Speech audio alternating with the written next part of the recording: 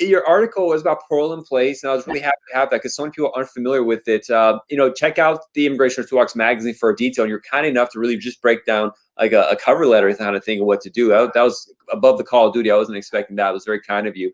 But who takes advantage of parole in place? What kind of people could use that? Okay, so you can be active military, you can be reserves, and you can also be a veteran, right? And typically, you're going to be in a situation where you're probably a U.S. citizen. Very rarely do we come across a permanent resident military member. And so, assuming that you're a U.S. citizen, the benefit is for your parents, your spouse, or your children. So stepchildren, as long as they qualify under the definition of child in the INA, they would qualify.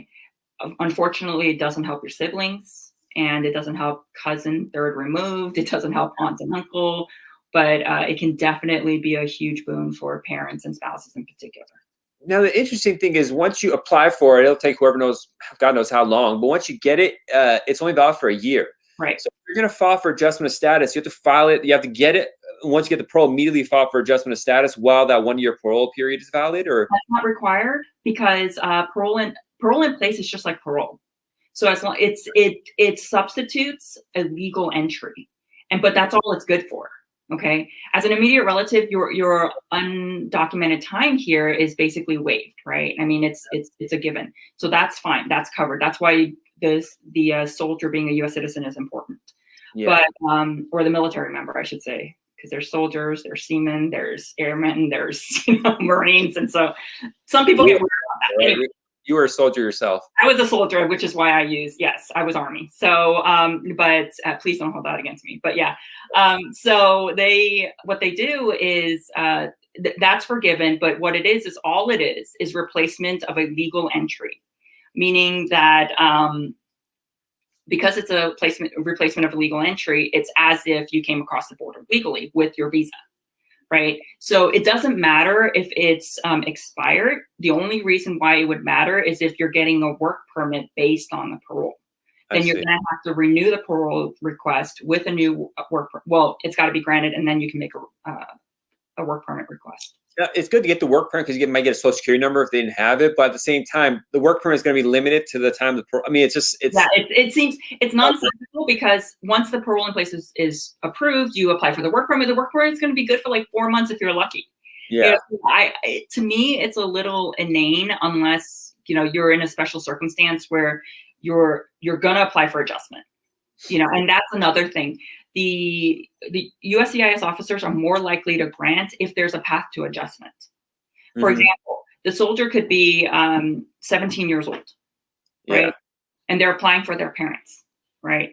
You can apply for parole in place before they're even eligible to petition their parents. Or they can get the parole in place for their parent, but then let's say one parent is a U.S. citizen, then the U.S. citizen parent can petition for the spouse.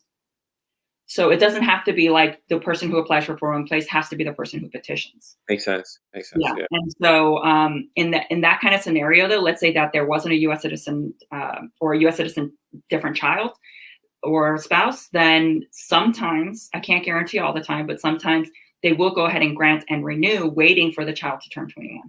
Interesting. Now, a lot of people are going to listen to this by audio, so I always put out there this is general education purposes only, and not meant for advice. But one important part of parole in place is it is fully discretionary.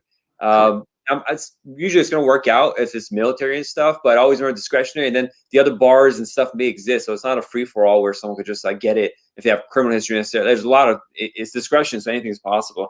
And you're identifying your client, where their address is, all this kind of stuff. So, you got to take the positives with the negatives and tell your clients about it.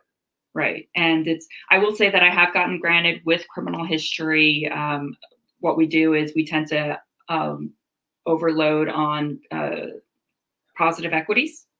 And so then that kind of way, because it is discretion, right? What you want to do is you want to get the officer to want to say yes.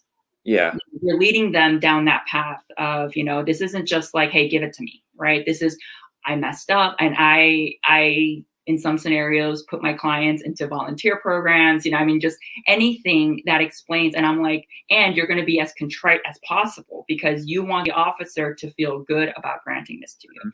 You don't want an officer who's going to be like, there is no way I'm going to give you this because you are a terrible human being, and it's hard. It's hard. I've also seen scenarios where parole in place has been denied because somebody's permanently barred. Yeah. Like there's no path to green card here. So we're just not going to give it to you. Yeah. And unfortunately that has happened, and it's sad. Is an in-person interview required, or is that part of it? Well, no, I mean, they'll send you, okay, so once they process it and they're going to grant it, they'll send you a notice saying, hey, here's your interview notice. It's really for them to verify who you are, compare you to the photos that you submitted. And then they're going to give you an I-94 card, the old white cards that used to. Oh, really? Right. Yeah. And it's going to say deferred action based on, and then they'll put this action. But the interview is only to be able to grant it and hand you your I-94, really. That makes sense. Yeah.